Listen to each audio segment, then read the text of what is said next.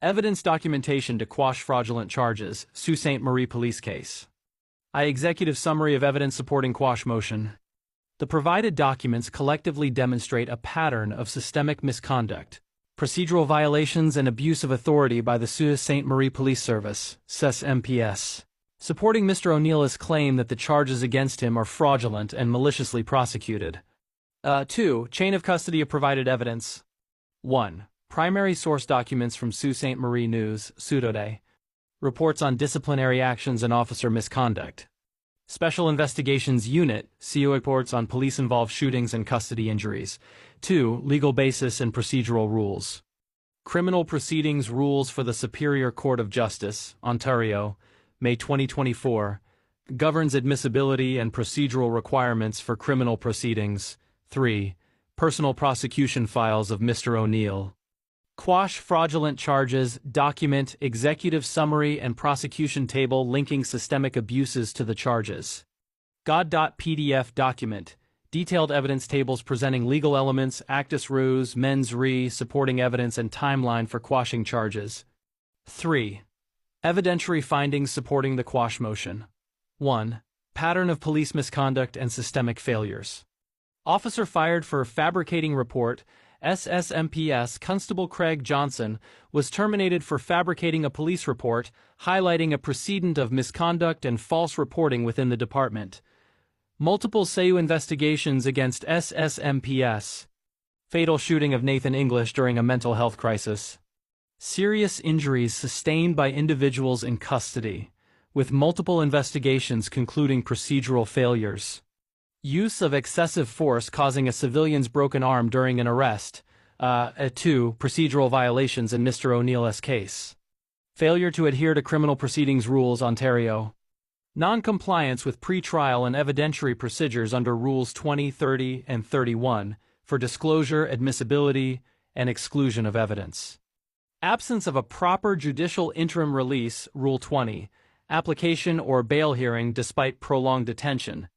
3. Evidence of collusion and fabrication of charges against Mr. O'Neill. The quash fraudulent charges document details collusion involving police, judiciary, and healthcare professionals to fabricate charges and suppress exculpatory evidence.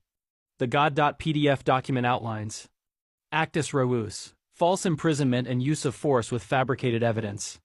Mens rea, intentional and malicious abuse of judicial and police powers. Supporting evidence. Video surveillance, bodycam footage, and medical records of injuries. 4. Steps for quashing charges through criminal proceedings rules. Per the Criminal Proceedings Rules for the Superior Court of Justice, Ontario, the following procedural steps are required. Step 1. File notice of application, Rule 6. Submit a formal application to quash charges citing. Rule 31 Applications to exclude evidence. Request to exclude all evidence obtained through misconduct or procedural violations. Rule 27, Constitutional Issues, Raise violations of charter rights, Sections 7, 9, 10, 15. Step 2, Present supporting affidavits and evidence, Rule 4 and Rule 33.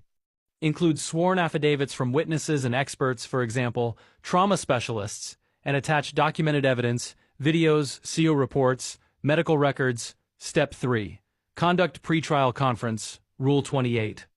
Request judicial review of the case for abuse of process and identify unlawful police conduct. Step 4. Seek judicial interim relief, Rule 20. Motion for immediate stay of proceedings pending review under Rule 41 stays pending appeal if necessary. Step 5. Invoke extraordinary remedies, Rule 43. If the trial proceeds despite clear violations, seek an order of prohibition or certiorari to quash the charges for abuse of process. V. Legal grounds for quashing charges. Lack of reasonable and probable cause, based on documented police misconduct patterns and SEU investigations. Abuse of process, collusion, procedural violations, and evidence suppression. Charter violations. Breach of Section 7, Security of the person, 9, Arbitrary detention, 10, Right to counsel, and 15, Equality rights under the Canadian Charter of Rights and Freedoms. Vi. Outcome sought. Immediate quashing of all fraudulent charges. Formal inquiry into police conduct.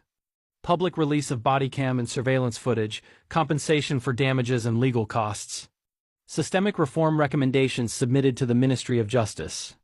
This document, fully sourced and in compliance with Ontario's criminal proceedings rules, is ready for filing with the Superior Court of Justice to support the quash motion.